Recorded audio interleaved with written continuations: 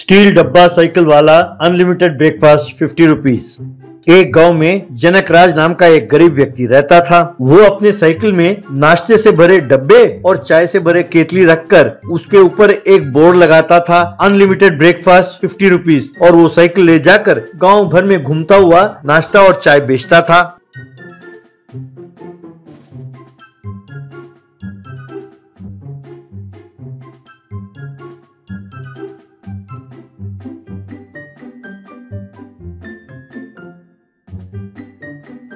लेकिन उसका धंधा ठीक से चल नहीं रहा था, इसलिए जनकराज काफी दुखी था।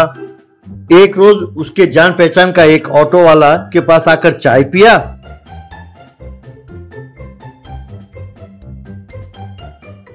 और चाय पीने के बाद थोड़ी दूर आगे जाके भूतों की गुफा कहकर चिल्लाने लगा।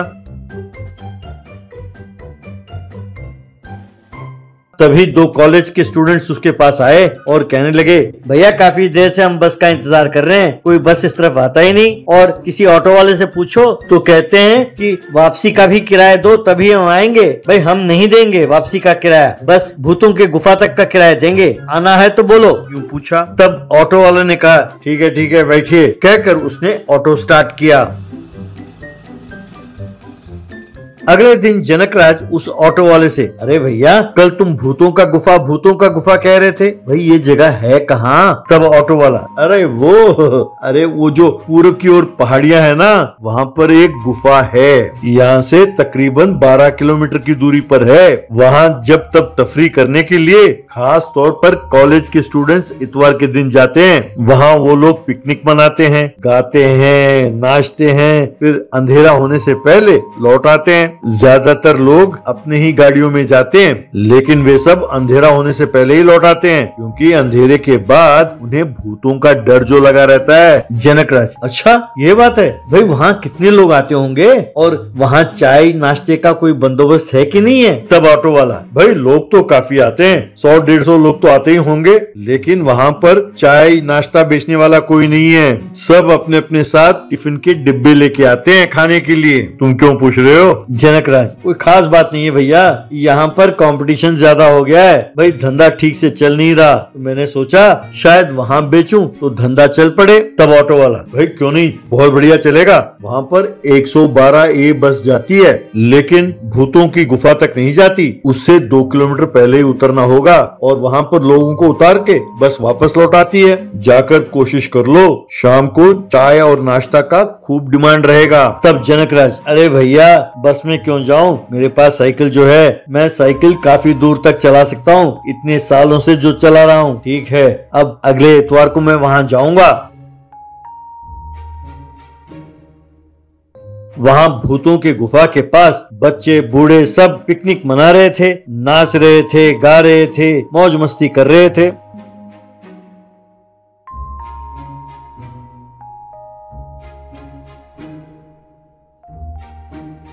शाम के 4 बज गए, सब भूख लगी है कहते हुए जनकराज के साइकिल के पास आए। नाश्ता किया, चाय पिया। जनकराज का सारा माल तकरीबन बिक गया, सिर्फ 5-6 लोगों का नाश्ता बचा था। जनकराज की खुशी का ठिकाना नहीं रहा। अब मैं हर इतवार को यहाँ आऊंगा, यूं सोचते हुए वो अपना सामान पैक कर रहा था कि तभी अंधेरा हो गया। तब तक सब जा चुके थे।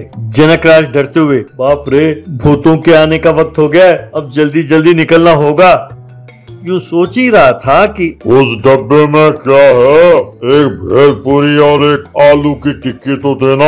यूं उसे आवाज सुनाई दी।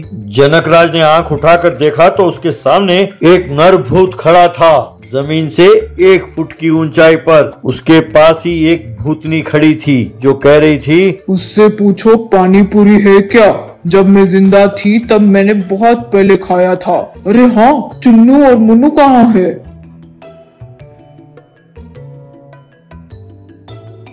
वहां नजर दौड़ाया तो 2 छोटे छोटे भूत पिकनिक में जो लोगों ने खाना छोड़ दिया था उसे उठाकर चाट कर खा रहे थे।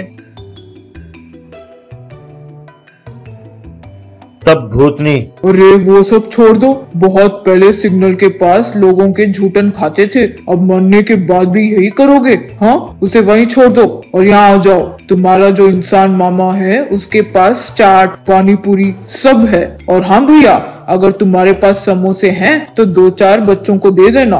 वो छोटे भूत हवा में उड़ते हुए वहां पहुंचे। चुन्नू, रगड़ा, अरे वाह, इसके लिए तो मैं अपनी जान दे दूं। तब वो भूत, अरे वो तो जा चुकी है ना। किसी ने चलती हुई गाड़ी से समोसा रगड़ा का पैकेट कार से फेंका और तुम उसे उठाने के चक्कर में दोनों दौड़े और कार के नीचे कुचल कर मार दिए गए। तब तुम्हारी माँ और मैं तुम्हारे पीछे दौड़े दौड़े गए तो हमें एक ट्रक ने कुचल दिया। ये सब अब यादें बनकर रह गई हैं। यूं कहा। ये सुनकर जनकराज, जो तब तक थर थर कांप रहा था, कहने लगा, अरे ये तो अफसोस की बात है, तुम लोग यूं खाने के लिए मरे। तब भूतनी भूत से, अब ये सब बातें क्यों याद कर रहे हो? अरे भैया, जरा जल्दी से वो चाट बना कर दो ना, हम चाट के लिए बहुत दिनों से तरस रहे हैं। जनकराज ने उन्हें वो सब दिया जो उन्होंने मांगा।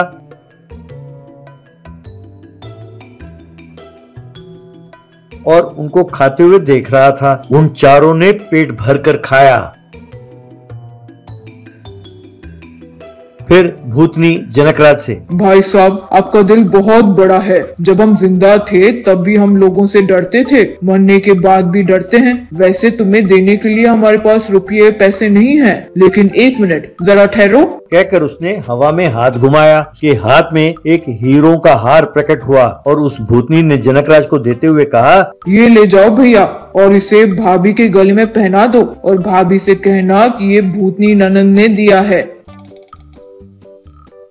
तब भूत, तो ठीक है जीजा जी, अगले इतवार को फिर आइएगा, हमें आपका इंतजार रहेगा। चलो बच्चों चलते हैं। कहकर वे चारों वहां से उड़कर गुफा के अंदर चले गए।